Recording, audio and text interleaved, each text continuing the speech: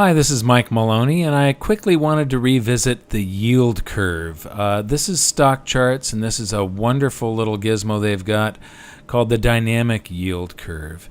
And you've heard in the news most likely about the yield curve flattening and so on. Now, the yield curve is the interest rates that the different treasury instruments pay. This is the 30-year bond, the 20-year bond. This is the 10-year note, the 7-year note, the 5-year note, the 2-year note, and this is a 3-month bill. Anything shorter than 2 years are called bills. 2 years to 10 years are notes, and over 10 years are called bonds. I don't know why, but that's the way it is.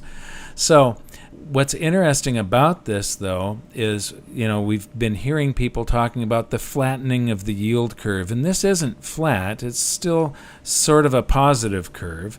When it is low on this end and then curves over, that's called a positive curve.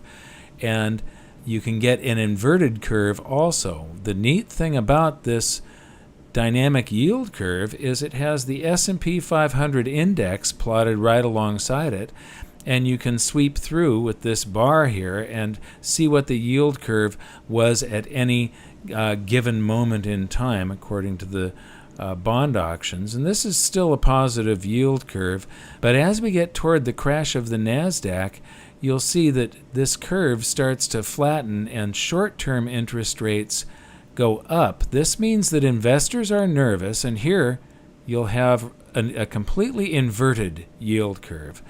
Now, this means that investors are nervous and they charge more for the government to borrow their currency for 3 months than they do to loan it to them for 30 years. They're thinking that, well, maybe over a 30-year period things are going to sort of work out, but in the short term something's going to happen and I'm worried.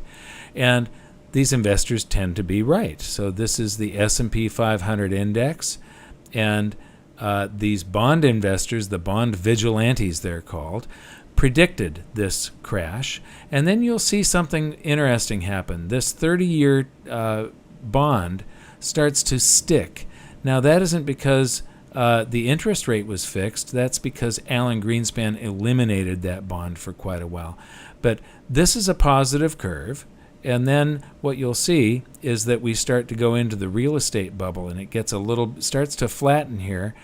And here, investors, a whole year and a half before the peak, are predicting that there is something wrong with something sick in the market. And bond investors know that there's something up, and it goes inverted here a whole year before the peak.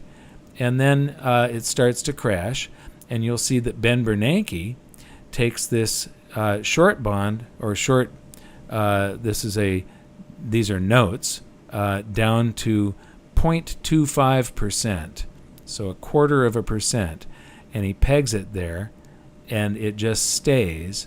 And then later you'll see that Janet Yellen brings that up to 0.5%, but this is a healthy shaped curve. Now, this end of it, though, is totally manipulated. This is completely manipulated 100%. The Federal Reserve ends up buying any bonds that don't get auctioned, and they buy them at this pegged rate. And so they've got unlimited deep pockets. They buy whatever is for sale, and they set that price. But that affects the prices of these maturities that are near that short end of the curve. And then as we go along, that's pegged, so you have this sort of sickness going on down in the short end here. But this is still reflecting sort of free market pricing. It is being influenced, but it's still, the free market is still mostly setting those prices. But then you see this, you go from this positive curve to where it does sort of start to flatten in the long end of the curve, the free market end. And the difference, the spread between these is not great enough. And then when we get up to today, this is very low, and it's too flat. And this is saying that there is something wrong with the market. Now, the market is going higher. Can it still go higher? Sure it can. It can go higher for quite a while. As we saw back here in '06, this started flattening and went inverted, and it kept on going. It was predicting that there was something wrong, but the markets kept on going for a year. So I just find this very interesting, all this stuff that's going on, and I love to revisit this every 6 months or so and take a look at it. I hope you got something from it and you understand the yield curve even better. So if you got anything from this video, please like it, share it, and subscribe to our channel. Thank you very much. We'll see you next time. This video was brought to you by goldsilver.com. I'm proud to say we've been one of the most trusted dealers for over a decade now. We have fast, free shipping and a price match guarantee. While our competitors serve you ads, we serve you education. And that's the difference with goldsilver.com. To learn more, click the info button. Thanks.